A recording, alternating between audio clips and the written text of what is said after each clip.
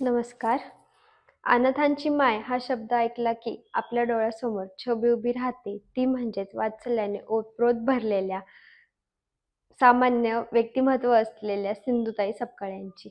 वैवाहिक जीवनात सर्व मरण यातना सहन केलेल्या, स्मशानात झोपून रात्र काढलेल्या व प्रेतांना दाखवलेल्या जेवणातून स्वतःचे पोट भरलेल्या या मातेने जेव्हा सर्व बंधने तोडून स्वतःला सामाजिक कार्यात झोकावून टाकण्याचे ठरवले, तेव्हा जणू महाराष्ट्रातील कित्येक अनाथ लेकरांना त्यांच्या हक्काची माय परमेश्वरानेच तिच्या रूपाने दिली आहे असे म्हटले तरी चुकीचे ठरणार नाही.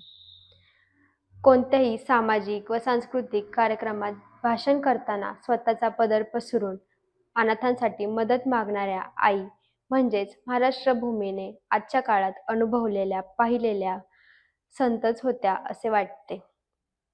त्यांच्यानंतरही आज त्यांचे सामाजिक कार्य निरंतर सुरूच आहे. अशी अगणित अनाथांची माय जेव्हा वारली तेव्हा अख्खा महाराष्ट्र पोरका झाल्याची भावना सर्वत्र पाहायला मिळाली.